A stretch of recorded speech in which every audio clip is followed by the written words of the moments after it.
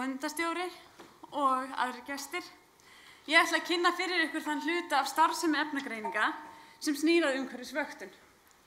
Ég ætla að kynna fyrir ykkur hvað felst í umhverfisvöktun og hversu víðtæk sú vöktun er. En efnagreiningar eru þróunar, rannsókna og þjónustufyrirtæki innan Nýsköpunarmiðstöðvar. Við stundum rannsóknir í samstarfi við aðrar stofnanir. Við veitum sérfræði ráðgjöf á sviði efnagreininga og tökum að okkur lítil sem stór verkefni í þjónustu á sviði efnagreininga. Við höfum undanfarin ár séð nokkun fjölda af stórum fyrirtækjum hér á Íslandi í sambandi við umhverfisvöktun. En hvaða efni eru það sem við erum að skoða þegar við erum að ræða umhverfisvöktun? Og hvaða áhrif eru það sem við getum séð af þessum efnum ef þau sleppa í of miklu magni út í umhverfið? Við erum með brennisteinstvíoxíð sem veldur súru regni, niturdvíoxíð sem veldur líka súru regni og leggst illa í öndunarfæri, svifryk fer illa í öndunarfæri, flúor safnast fyrir í beinum og veldur gaddi eða flúoreitrun og fjölaramatísk hringsamböndur krabbameinsvaldandi og þungmálmar safnast fyrir í líkama og valda að lokum mismunandi eitrunaráhrifum. Þetta er ekki tæmandi listi, en sem betur fer höfum við á Íslandi ekki þurft að læra af reynslunni á þessum sviði. Landið okkar er hreint, en það er þeim brýnni ástæða til þess að standa vörð náttúruna, fylgjast með umhverfinu og hafa möguleika þá á að grípa í taumana og koma í veg fyrir mengunarslys ef til þess verður. Við hjá efnagreiningum höfum kunnáttu og aðstöðu til þess að sinna og sjá allar þær efnagreiningar sem þörf er á fyrir umhverfisvöktun og miklu meira en það. Við höfum að vissu leyti sérhæft okkur í umhverfisvöktun undanfarin ár. Þau fyrirtæki sem fá starfsleyfi með skilyrði fyrir umhverfisvöktun, þau setja upp vöktunaráætlun sjálf. Vöktunaráætlunin er svo samþykkt af Umhverfisstofnun og framkvæmd af óháðum aðila, sem efnagreiningar taka að sér að vera þessi óháði aðili. Það fer eftir starfsemi og aðstæðu fyrirtækisins hvaða efnagreiningar eru framkvæmdar og hvað er vaktað. En almennt þá eru loftmælingar framkvæmdar með sjálfvirkum mælum umhverfisstóriðina. Mælanir mæla þá í rauntíma hin ýmsu mengunarefni. Við hliðina á mælunum eru svo staðsett söfnunarkerfi fyrir annars vegar loftsýni og regnvatnssýni sem eru þá flutt inn á rannsóknastofu hjá okkur og efnagreind. Reglulega yfir árið tökum við vatnssýni og ekki bara vatnssýni, heldur árvatn, drykkjarvatn, stöðuvatn, sjó- og frárennsli og reynum þá að dekka flestar tegundir vatnssýna sem mögulega eru á landinu. Og þau tökum við og efnagreinum hjá okkur.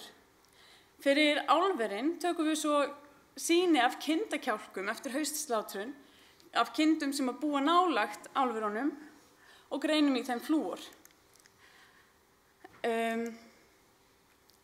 Og á vaxtartíma gróðurs og í lok vaxtartíma tökum við svo gróðursýni umhverfis álverin einmitt og greinum einnig í þeim flúor. Á þessari grófu upptalningu, og hún er alls ekki tæmandi, er hægt að sjá að tegundir sýna sem við greinum í umhverfisvöktun eru ofboðslega margar. Og fyrir hverja einustu tegund af sýni sem við efnagreinum, að þá framkvæmum við oft fleiri en eina tegund efnagreininga. En undantekningarlaust að þá greinum við alltaf flúor í öllum sýnum sem koma frá og umhverfis álverin vegna þess að flúor er óaðskiljanleg aukaafurð við framleiðslu áls. Og í miklu magni í umhverfinu getur það haft skaðleg áhrif.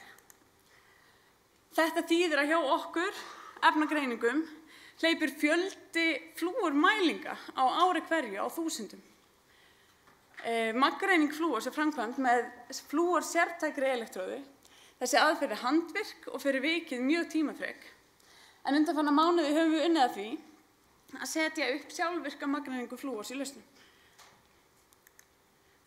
Þá eru sýni möluð, eða þurrkuð, möluð, þau sýni sem ekki þegar eru á vatnsformi, dregin út í vatn og lokum magnreind með elektróðinni.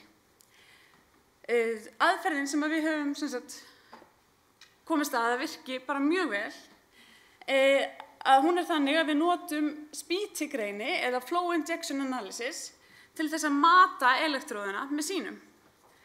Þessi mynd sem við sjáum hérna uppi skematísk mynd af uppsetningunni. Bláa örin sem við hliðina á það sem stendur sýni sýnið okkar. Við notum autosampler til þess að flytja sýnið inn í burðarstraum. Burðarstraumurinn flytur svo sýnið með sér, blandar því saman við jón og stuðpúða, þess vegna breytist liturinn og verður fjólblár, því þegar blátt og rautt blandast þá verður það fjólblátt. Þetta hins vegar ekki raunverulegur litur á sýnunum, þau eru glær. Og svo rennur sýnið inn undir flúorsértæku elektróðuna og samtímis þá skráist svörun elektróðunar við styrk flúorsins í lausninni á tölvutækt form sem við getum svo unnið með.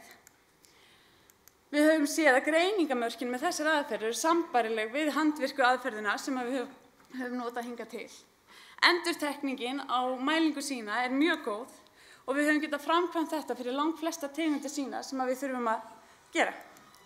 Og í hverri keyrslu þá keyrum við allt að 100 sýni.